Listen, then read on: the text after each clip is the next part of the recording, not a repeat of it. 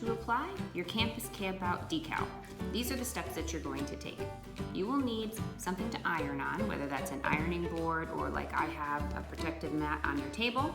You will need an iron, and you will need something to cover the decal with once you iron it to protect it from melting.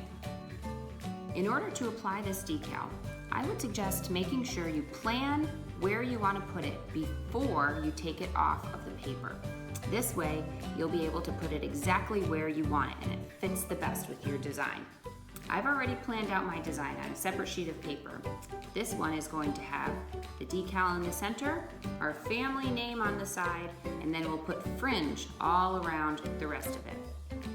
Let's get started. First, remove the decal from the backing. I found it easiest to start from the bottom and to gently pull along the edges. When you get to a turn, you may want to pull it from a different direction so that it doesn't rip or tear the decal. The trick here is to go nice and slow. For our youngest campers, I would suggest having a grown-up help you do this part so that you peel it off without ripping the decal. Next, again, decide where you want to put it. It's not super sticky on the back, so you'll be able to adjust it as you go. Once you've decided where it's going to be, just take a piece of cotton material. You could use a dishcloth, a t-shirt, something not too thick.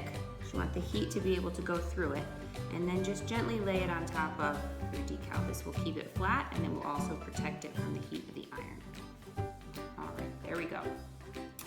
Next, we'll use our iron. The recommendation is 320 degrees Fahrenheit. That's just over the wool setting on most iron temperatures. So somewhere between your wool and your cotton, closer to the wool. Now I'm going to rest it and press on top of the decal, and I'm going to count to about 20, slowly moving it across.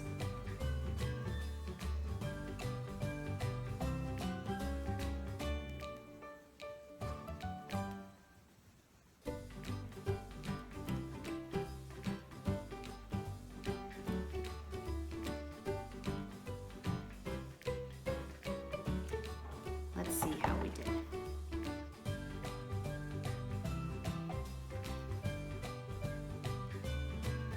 There you have it. Now we have our 2020 Campus Campout attached to the pennant. Looks great. Let's get to decorating.